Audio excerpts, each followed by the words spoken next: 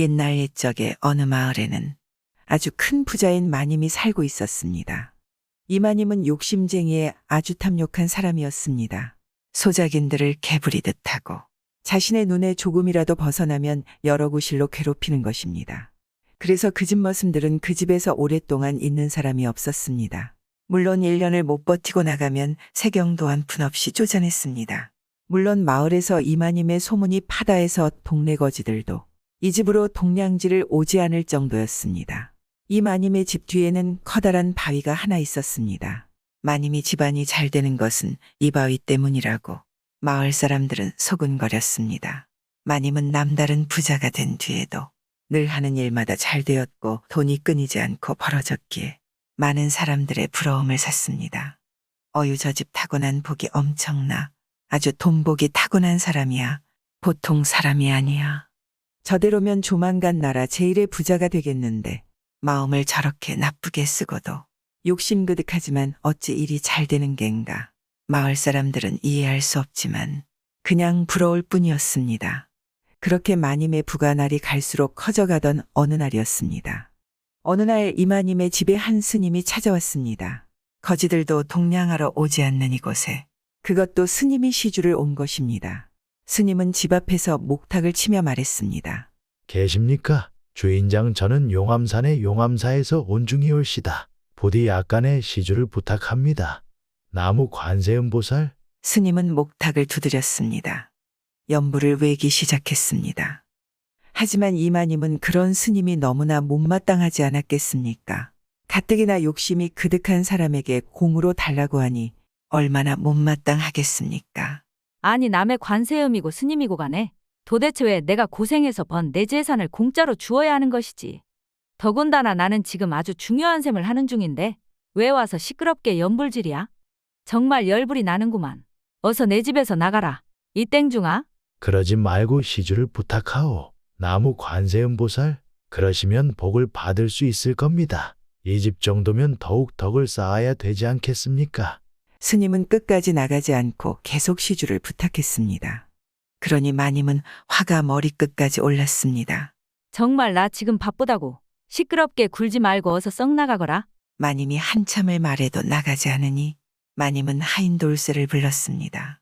돌쇠는 이제 20 이 집 머슴이었습니다. 어릴 때부터 부모님을 여의고 이 집에서 머슴을 살고 있었습니다.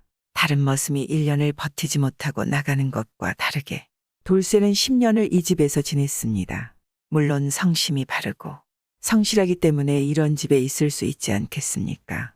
마님이 달려온 돌쇠에게 말했습니다. 얘야 돌쇠야 도저히 안 되겠다. 이놈을 저기 광에다 가둬버려라. 도저히 시끄러워서 일을 못하겠구나. 그리고 물 한 방울 주지 마라. 아주 괘씸한 놈이다. 얼른 광으로 끌고 가라. 그러니 착한 머슴 돌쇠는 몹시 놀라 하지 않겠습니까? 아니, 주인마님 아무리 그래도 스님을 가두라니요. 그것은 있을 수 없는 일입니다. 어찌 시주 한번 왔다고 광에 가두라니요. 마님 그냥 돌려보내심이 어떨까요? 돌쇠가 망설이자 마님은 더욱 닥달하며 말했습니다. 뭐라고 그러는 거냐 이놈이. 어서 가두지 않고 말 안 들을 거냐. 네 놈부터 가둬주랴. 아니면 너도 이중놈을 따라 절로 가버려라. 너 같은 놈은 더 이상 필요치 않다. 마님의 불효령에 돌쇠는 어쩔 수 없이 스님을 광에 가두었습니다. 돌쇠는 그러면서도 이 스님에게 너무나 죄송하여 말했습니다.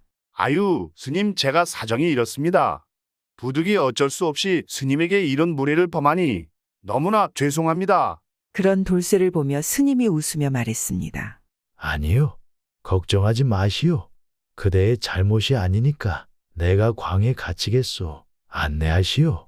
그렇게 광에 갇힌 스님은 먹지도 못하고 여러 날이 지났습니다. 스님이 걱정된 돌쇠가 약간의 먹을 것을 가지고 매일 밤늦게 광에 찾아왔습니다. 스님 더 좋은 음식을 대접을 해야 하는데 제가 먹을 것이 이것밖에 없어서요. 그냥 끼니만 때우십시오. 정말 죄송합니다. 걱정하지 마시오. 지금 시주가 주는 것은 어떠한 진수성 참보다 값지요. 자신이 먹을 것을 흔쾌히 내주는 사람의 마음이 어떤 음식보다 귀하지 않겠소. 스님은 고마워하다가 돌쇠에게 말했습니다. 부디 이 집마님과 이야기를 나눌 수 있게 자리를 좀 마련해 주시오. 부탁입니다. 내가 꼭 할 말이 있습니다. 스님의 말에 돌쇠는 머리를 긁적이며 말했습니다. 아이, 그럼 제가 주인님께 한 소리 들을 것 같긴 한데 일단 그래도 말은 해보겠습니다. 스님, 조금만 기다리세요. 제가 지금 가서 마님에게 여쭤보겠습니다. 돌쇠는 즉시 마님에게 가서 말했습니다. 마님, 광에 갇힌 스님이 이야기를 하고 싶다는데요. 어쩔까요? 꼭 할 이야기가 있다고 하는데요. 그러자 탐욕한 마님이 말했습니다. 뭐라고 뭔 또 이상한 소리를 하려고. 아이고 머리야. 그래 뭐 언제까지 가둬둘 수는 없으니 적당히 훈계해서 돌려보내야겠구나. 데려와라. 이놈이 광에 갇혀있으니 정신이 번쩍 들은 것이겠지. 마님의 허락에 돌쇠는 얼른 스님에게 달려가 스님을 풀어주었습니다. 그러니 스님이 마님에게 가서 말했습니다. 제가 허락도 없이 이 집에 들어와 시주를 청해 불편을 드려 참으로 죄송하게 생각합니다. 용서하시지요. 갑자기 스님이 잘못을 비니 마님은 어이가 없어 하며 말했습니다. 허참 뭐하자는 것이지. 용서하고 자시고 할 것 없이 얼른썩 내 집에서 나가거라. 마님의 말에 스님이 말했습니다. 제가 민폐를 드렸으니 보상으로 자손만대에 영화를 누릴 수 있는 비결을 알려드리고자 합니다. 한번 들어보시겠습니까? 스님을 쳐다도 보지 않던 마님은 자손이 번창한다는 말을 듣고는 솔깃하여 스님에게 가까이 와서 말했습니다. 아이 그게 정말인가? 방법이 무엇이냐? 진정 우리 가문이 더욱 번창할 수 있는 것이냐? 한번 말해보아라. 궁금해하는 마님에게 스님이 말했습니다. 반드시 제가 얘기하는 대로 따르셔야 합니다. 그렇지 않으면 아무런 소용이 없습니다. 그리 할 테니 어서 말을 해봐. 내가 너에게 시주하는 게 아니라면 반드시 따르겠다. 어떻게 해야 우리 집안이 더욱 번창하는 것이냐? 스님이 다시 한번 단단히 다짐을 받았습니다. 그러니 욕심에 눈이 먼 마님이 그렇게 하겠다고 했습니다. 그러자 스님은 마님의 집 뒷산 언덕을 가리키며 말했습니다. 본디 당신은 지금보다도 더 엄청난 재물복을 타고난 사람입니다. 그런데 아직도 복을 제대로 누리지 못하는 상황입니다. 저기 산에 바위가 보이십니까? 바로 바위가 당신에게 흘러오는 복을 막고 있습니다. 그러니 바위를 깨뜨리면 당신뿐 아니라 당신의 자손들까지 복이 영화를 누릴 것입니다. 제가 전국을 돌아다니며 중생을 구하면서 풍수에 일가견이 있습니다. 그런데 저런 바위를 없애서 더욱 잘 된 이들이 아주 많습니다. 그런데 제 말을 듣지 않는 이들은 역으로 가지고 있던 부든 명예도 다 잃었습니다. 부디 명심하시기를 바랍니다. 스님의 말에 마님이 놀라워하며 말했습니다. 아니 그게 정말인가? 고맙네 고마워. 내가 그것도 모르고 광에 가두어서 미안하구만. 내가 보리 한 대박 시주할 테니 갈 때 가져가게나? 괜찮습니다. 다제불찰인데 시주라니요. 그럼 소승은 이만 가보겠습니다. 스님은 그렇게 말을 하고는 마당을 쓸고 있는 돌쇠한테 갔습니다. 그리고 돌쇠에게 웃으며 말하는 것입니다. 그동안 고마웠습니다. 덕분에 광에서 끼니를 해결할 수 있었습니다. 스님을 본 돌쇠는 주머니를 뒤섬뒤섬 뒤지다가 자신이 먹으려던 감자를 하나 꺼내며 정말 죄송합니다. 스님 같은 분을 아무리 주인마님의 명이지만 광에 가두다니요. 이거라도 시주하겠습니다. 부디 부족한 것이지만 가져가 주십시오. 스님은 돌쇠가 건네준 감자를 받으며 말하는 것입니다.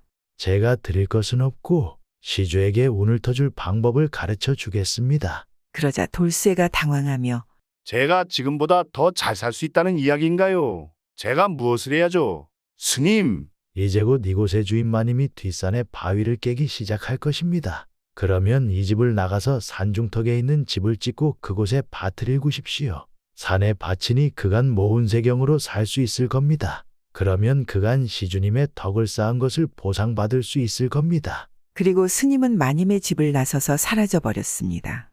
그러자 마님은 즉시 돌쇠를 불러 말했습니다. 돌쇠야 마을의 석공들을 불러들여라. 뒷산의 바위를 깨뜨려야겠다. 그렇게 마을의 석공들을 모은 마님은 그들을 시켜서 자신의 집 뒷산 언덕에 커다란 바위를 수일 동안 공을 들여 모두 깨뜨렸습니다. 그런데 바위가 갈라질 때 바위 속에서 갑자기 커다란 새 한 마리가 나타나 날아 올라가 버렸습니다.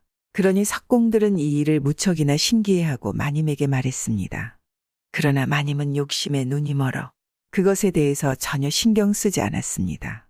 그저 이제 드디어 더 큰 부자가 되겠구나 하고 몹시 기대를 하였습니다. 그런데 그런 마님의 기대는 산산이 무너져 버렸습니다. 그렇게 바위가 깨져버리고 깨진 바위에서 새 한 마리가 날아간 후 하는 일마다 다 잘 되던 마님은 갑자기 일이 잘 안 되기 시작하였고 하던 일들이 이상하게 여러 가지로 문제가 생기기 시작했습니다. 그러기를 수년을 반복하더니 결국 잘 나가던 마님의 집안은 쫄딱 망해버리고 말았습니다.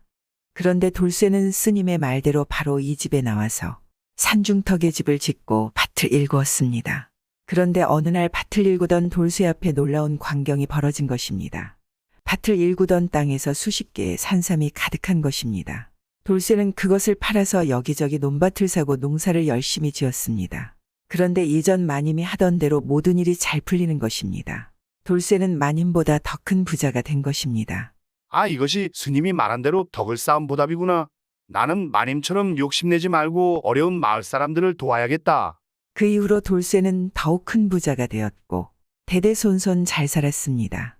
마을 사람들은 이 일을 아주 신기하게 생각하였고 결국 마을 뒷산 위에 있던 큰 바위가 마님의 집안에 복을 가져다 주던 것이었다고 생각을 하였습니다. 아무리 하늘에서 복을 주어도 차버리고 망한 마님과 성실하게 덕을 쌓아 복을 얻은 돌쇠의 이야기가 아직도 전해집니다. 요즘 우리들도 이마님처럼 인색하고 욕심을 내지 말고 돌쇠처럼 덕을 쌓는다면 아주 큰 복을 받지 않을까요? 구독은 공짜입니다.